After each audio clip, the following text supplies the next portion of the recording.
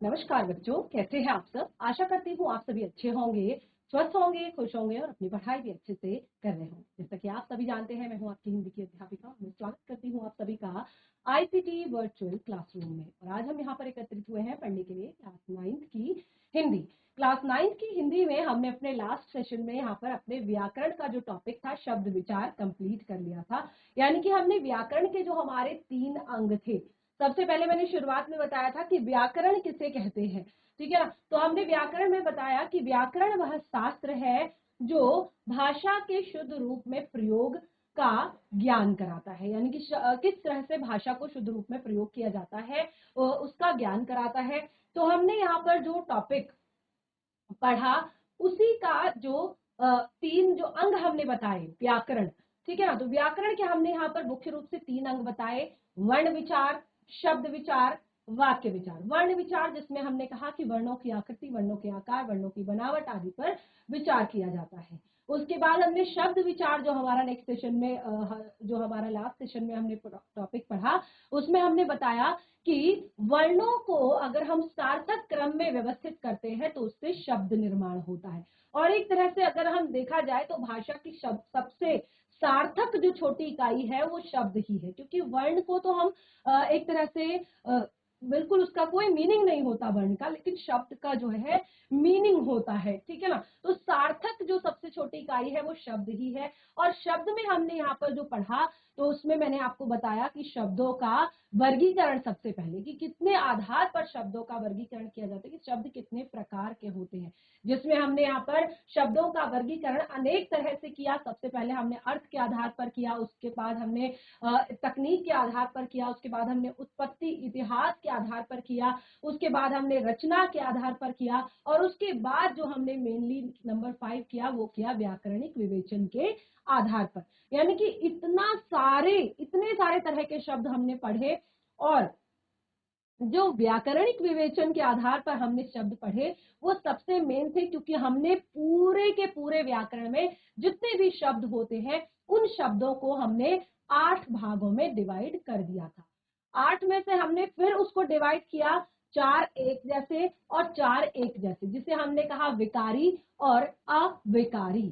विकारी यानी कि जिनमें लिंग, वचन, पुरुष, कारक, काल के आधार पर परिवर्तन आ जाता है। अविकारी यानी कि जिन पे लिंग, वचन, पुरुष, काल के आधार पर परिवर्तन नहीं आता है, यानी कि वो किसी भी परिस्थिति में चेंज नहीं होते।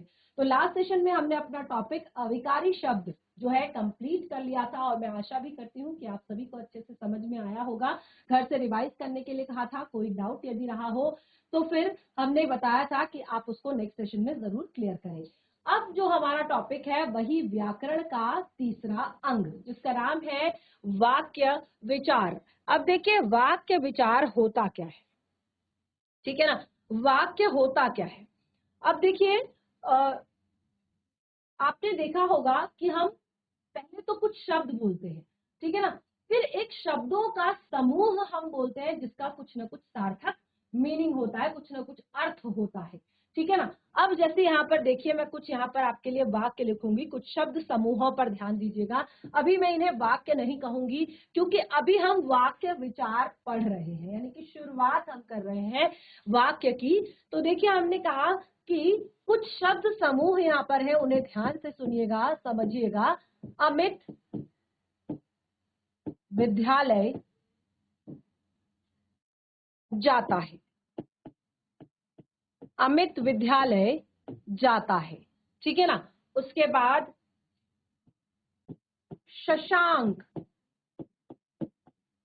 शशांक पढ़ रहा था। शशांक पढ़ रहा था, तभी अंकित उठकर चला गया। तभी अंकित उठकर चला गया। शशांक पढ़ रहा था, तभी अंकित उठकर चला गया। सभी जानते हैं, सभी जानते हैं कि सीमा अच्छी लड़की है।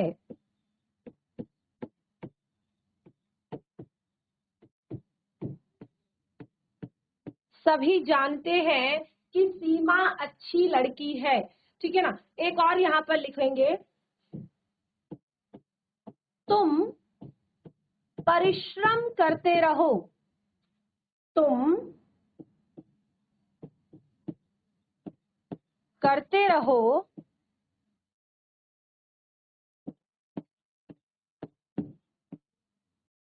सफलता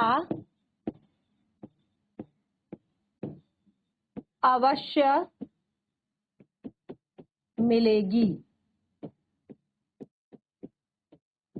तुम परिश्रम करते रहो, सफलता अवश्य मिलेगी। देखिए, आप अभी क्लास 9 के बच्चे हैं और बिल्कुल आसानी से आप इन सभी शब्दों को पढ़ पा रहे हैं, समझ पा रहे हैं। ठीक है ना। तो अब यहाँ पर आपने देखा हमने क्या कहा। सबसे पहले अमित विद्यालय जाता है। शशांक पढ़ रहा था तभी अंकित उठकर चला गया। सभी जानते हैं कि यहाँ पर तुम की सीमा अच्छी लड़की है। तुम परिश्रम करते रहो, अवश्य सफलता अवश्य मिलेगी। ठीक है ना। तो अब जैसे हमने यहाँ पर कहा कि ये जो कुछ शब्द हैं, ठीक है ना, जो भी हमने यहाँ पर देखा कि ये शब्द सारे के सारे आपस में, ये वैसे तो ये क्या है, ये शब्द हैं। अमित विद्यालय जाता है, शशांक पढ़ रहा था तभी अंकित उठकर चला गया, सीमा अच्छी लड़की है, सभी जानते हैं।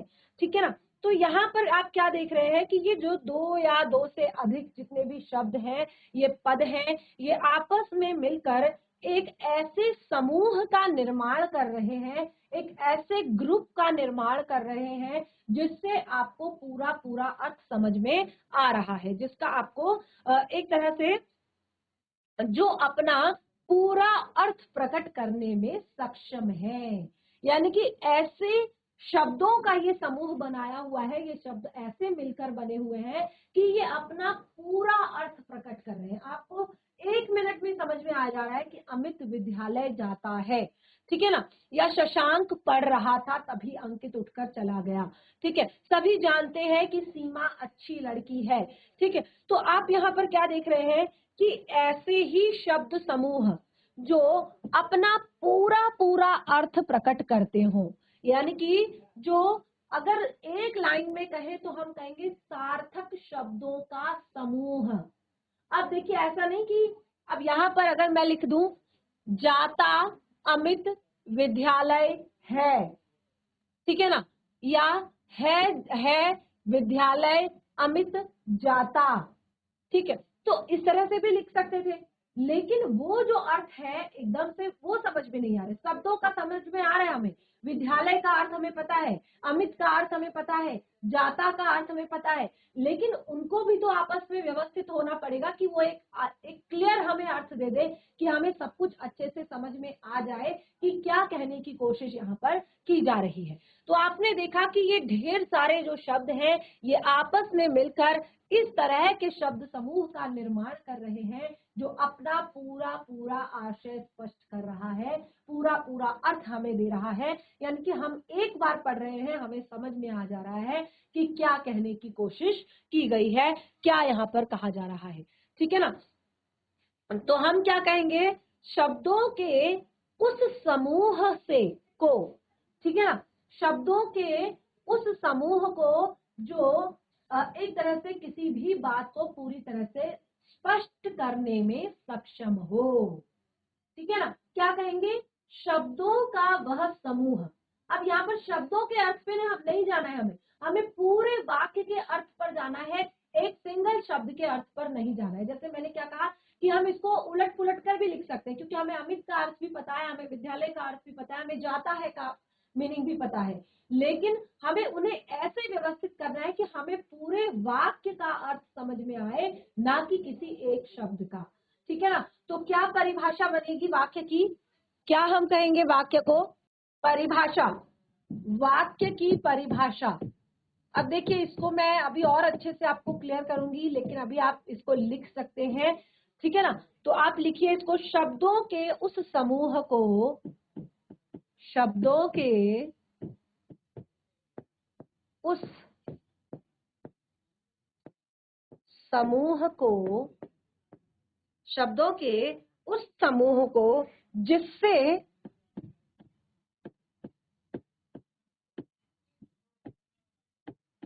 कोई बात, जिससे कोई बात स्पष्ट रूप से जानी जाती है, जिससे कोई बात स्पष्ट रूप से, स्पष्ट रूप से एक तरह से जानी जाती है,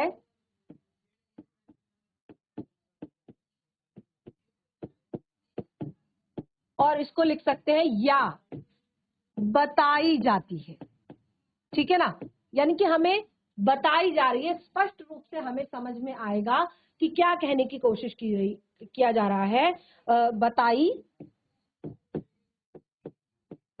जाती है, अर्थात, ठीक है ना।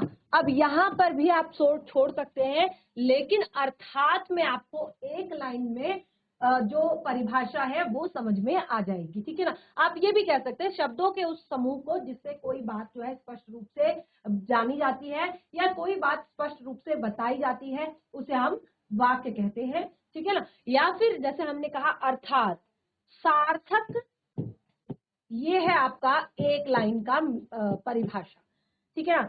सार्थक शब्दों का, यानी कि शब्द भी सार्थक होने चाहिए, यानी कि शब्द ऐसे होने चाहिए जिसका पूरा पूरा अर्थ निकलता हो। सार्थक शब्दों का वह व्यवस्थित समूह, व्यवस्थित समूह जिससे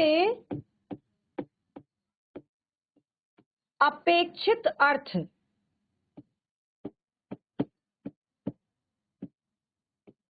जिससे अपेक्षित अर्थ प्रकट हो, अपेक्षित अर्थ प्रकट हो, वाक्य कहलाता है। क्या समझ में आया एक लाइन में कि सार्थक शब्दों का वह व्यवस्थित समूह, ठीक है ना। शब्द कैसे होने चाहिए, सार्थक होने चाहिए। समूह कैसा होना चाहिए, व्यवस्थित होना चाहिए, ठीक है ना। शब्द कैसे होने चाहिए, शब्द सार्थक होने चाहिए, और समूह कैसा होना चाहिए, व्यवस्थित समूह होना चाहिए, जिससे कि अपेक्षित अर्थ प्रकट हो। अपेक्षित यानी कि जो हमें अपेक्षा है, यानी कि हमें पता है इससे क्या अर्थ इसका निकल रहा है, वो अर्थ हमें क्लियर हो जाए, तो उसको हम क्या कहेंगे, वाक्य कहेंगे। क्या कहेंगे हम उसे, वाक्य कहेंगे, ठीक है ना। उसे हम क्या कहते हैं, वाक्य कहते हैं। समझ आया आप सभी को वाक्य की परिभाषा, वाक्य किसे कहते हैं, ये समझ आया आपको। अब देखिए, वाक्य के बाद हम यहाँ पर एक और चीज पढ़ेंगे, जो हमने अपने लास्ट सेशन में देखिए यहाँ पर थोड़ा सा डिस्कस करा था, उपवाक्य, ठीक है ना। जैसे हमने यहाँ पर क्या कहा था, उपवाक्य क्या होता है, तो उपवाक्य को हम पढ़ेंगे। उपवाक्य, उपवाक्य क्या होता है, ठीक है ना। उपवाक्य किसे कहते हैं, जिन क्रिया युक्त पदों से आंशिक भाव व्यक्त होता है। उपवाक्य, ये पूरा वाक्य नहीं है, ये उपवाक्य है, यानी कि जिस क्रिया युक्त पदों से आंशिक भाव प्रकट होता है। यानी कि कैसा पद है, क्रिया युक्त पद है, पूरा पूरा भाव प्रकट नहीं होता है, आंशिक भाव प्रकट होता है, उसे हम क्या क्या कहते हैं, उपवाक्य कहते हैं, ठीक है ना। जिन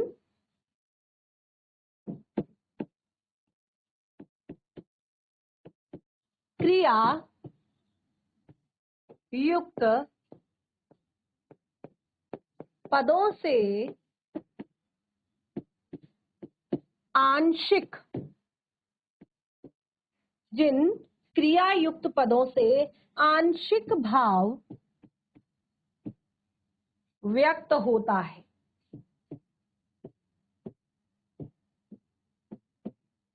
आंशिक भाव व्यक्त होता है। जिन क्रिया युक्त पदों से आंशिक भाव व्यक्त होता है उन्हें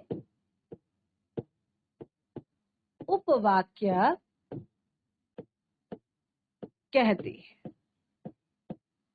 अभी देखिएगा पूरा अच्छे से आप समझेंगे। जैसे मैंने बताया था ना आपको, समुच्चय बोधक, विस्मय आदि बोधक, उसमें मैंने आपको बताया था ये सारी चीजें आपको वहां पर पढ़नी पड़ेंगी। उपवाक्य क्या होता है, प्रधान उपवाक्य क्या होता है, आश्रित उपवाक्य क्या होता है, ठीक है ना। तो ये सारी चीजें अभी आप यहाँ पर पढ़ेंगे। काफी ज्यादा एक तरह से इसको आप समझने का प्रयास करेंगे अच्छे से, क्योंकि बहुत ज्यादा महत्वपूर्ण है ये। अभी जैसे हमने कहा उपवाक्य कहते हैं, और जैसे मैंने यहाँ पर क्या बताया आपको कि इसमें क्या है, क्रिया युक्त है ये। उदाहरण के लिए, यदि मैं जाता, यदि मैं जाता, यदि वह लिखता। अब देखिए हमें इसके आगे की पूरी बात पता नहीं चल रही है, आगे की बात समझ में नहीं आ रही है, लेकिन यहाँ पे क्या कहा है, यदि मैं जाता, यदि वह लिखता, ठीक है ना। तो ये क्या है, क्रिया युक्त पद है, जाना और लिखना। ये क्या है दोनों, जाना और लिखना, ये दोनों क्या है, क्रिया है, ठीक है ना। और इससे हमें वाक्य के पूरा भाव पता नहीं चल रहा है, बल्कि हमें आंशिक भाव पता चल रहा है। हमें समझ में नहीं आ रहा है कि आगे क्या होने वाला है या इससे पहले क्या हुआ था, ठीक है ना। तो यहाँ पर हमें ये जो है क्रिया युक्त पद जो कि हमें आंशिक भाव बताते हैं, उन्हें हम कहते हैं उपवाक्य, ठीक है। अब उसके बाद यहाँ पर उपवाक्य के भी भेद होते हैं।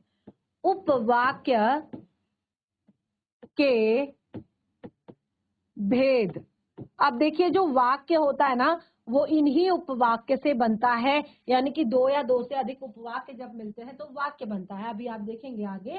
तो उपवाक्य के भी भेद होते हैं। तो उपवाक्य के दो मुख्य भेद होते हैं। एक होता है आपका प्रधान उपवाक्य, ठीक है ना। एक होता है प्रधान उपवाक्य और दूसरा होता है आपका आश्रित उपवाक्य। पहला प्रधान उपवाक्य, दूसरा आश्रित उपवाक्य। ये क्या है, उपवाक्य के भेद है। क्या है, उपवाक्य के भेद, प्रधान उपवाक्य, आश्रित उपवाक्य। अब देखिए जैसे मैंने क्या कहा आपको यहाँ पर, जिन क्रिया युक्त पदों से हमें आंशिक भाव व्यक्त होता है उन्हें उपवाक्य कहते हैं। पहले तो उपवाक्य क्या होता है वो हमने बताया, ठीक है ना। उसके बाद उसके कुछ एग्जाम्पल जैसे मैंने यहाँ पर दिए, क्योंकि जहां पर क्रिया होगी उसको हम कहेंगे क्रिया युक्त पद, ठीक है। तो आंशिक भाव व्यक्त हो रहा है केवल। और उसके बाद इसके भी दो भेद, प्रधान उपवाक्य, आश्रित उपवाक्य। अब क्या होता है प्रधान उपवाक्य, जैसे मैंने कहा कि ये केवल आंशिक भाव व्यक्त करते हैं, पूरा भाव व्यक्त नहीं करते। तो अब इसके भी दो भेद हैं, एक है प्रधान, एक है आश्रित। प्रधान का अर्थ होता है मुख्य, यहीं से आप थोड़ा सा समझ लीजिए कि प्रधान का अर्थ होता है मुख्य, आश्रित का अर्थ होता है जो डिपेंड हो, ठीक है ना। किस पर डिपेंड हो, जाहिर सी बात है जो प्रधान उपवाक्य पर निर्भर होगा, ठीक है ना। तो आश्रित का अर्थ है जो डिपेंड रहता है और प्रधान का अर्थ होता है मुख्य। तो दो तरह के वाक्य होते हैं, एक तो मुख्य होता है और एक आश्रित होता है। अब उसको समझ लेते हैं कि क्या होता है प्रधान उपवाक्य। पहली हेडिंग यहाँ पर डालेंगे प्रधान उपवाक्य। प्रधान उपवाक्य क्या होता है, प्रधान उपवाक्य, ठीक है। अब जैसे यहाँ पर हमने क्या कहा कि आंशिक भाव व्यक्त करता है, लेकिन जो प्रधान उपवाक्य होता है ना उसको अगर आप अलग भी लिख दें तो भी वो क्या करता है, अपना अर्थ बता देता है, यानी कि उसका जो है एक तरह से दूसरे पर निर्भर नहीं होता। वो उसका अर्थ जो है उतना ही आपको अर्थ समझ में आएगा, उसका अर्थ किसी और पर डिपेंड नहीं होगा। ठीक है ना, इसको जरा सा पहले लिख लीजिए, उसके बाद समझिएगा। जो उपवाक्य पूरे वाक्य से अलग भी लिखा जाए,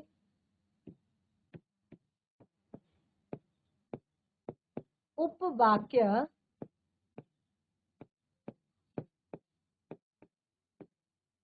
वाक्य से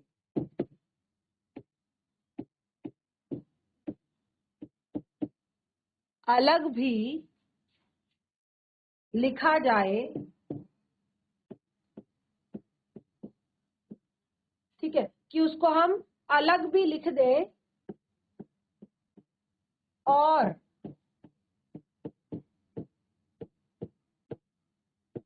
जिसका अर्थ किसी दूसरे पर निर्भर या आश्रित कह सकते हैं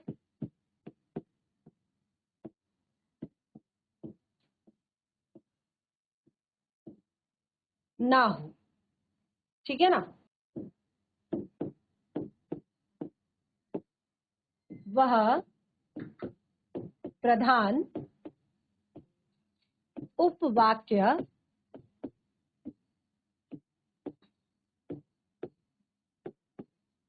कहलाता है। ठीक है ना, यानी कि अगर हम उसको अलग भी लिख दें, किसी वाक्य से अगर हम उसको अलग भी लिख दें, तो भी क्या होता है, उसका जो वाक्य अर्थ होता है वो किसी दूसरे पर डिपेंड नहीं करता, इसीलिए उसको प्रधान उपवाक्य कहते हैं। ठीक है ना, अब देखिए इसको इसका जो आगे का पार्ट है, जब उसको आप समझेंगे, यानी कि आश्रित उपवाक्य को जब आप समझेंगे, तभी मैं आपको पूरे एक एग्जाम्पल से यहाँ पर बताऊंगी, एक एग्जाम्पल आपको पूरा अलग से यहाँ पर क्लियर करूंगी, और उसी से आपको समझ में आएगा कि इसमें कौन सा प्रधान उपवाक्य है और कौन सा आपका आश्रित उपवाक्य है। तो आज हमने यहाँ पर अपना नया टॉपिक यानी कि वाक्य विचार जो है स्टार्ट किया है, जिसमें हमने सबसे पहले वाक्य किसे कहते हैं ये जाना, वाक्य की परिभाषा हमने समझी, और उपवाक्य के बारे में जाना, और उपवाक्य के दो भेदों को हम यहाँ पर पढ़ रहे हैं। तो टॉपिक काफी ज्यादा इंटरेस्टिंग है, परीक्षाओं की दृष्टि से महत्वपूर्ण है, क्लास 9 से लेकर क्लास 10 तक भी, क्लास 10 में भी ये आपका टॉपिक बहुत ही ज्यादा महत्वपूर्ण है। तो आप इसको घर पर रिवाइज कीजिए, कहीं पर भी अभी तक पढ़ा जो हमने है उसमें कोई भी डाउट हो तो उसे नेक्स्ट सेशन में जरूर क्लियर कीजिए। टॉपिक को कंटिन्यू करेंगे हम अपने नेक्स्ट सेशन में, तब तक के लिए धन्यवाद। आपका दिन शुभ हो।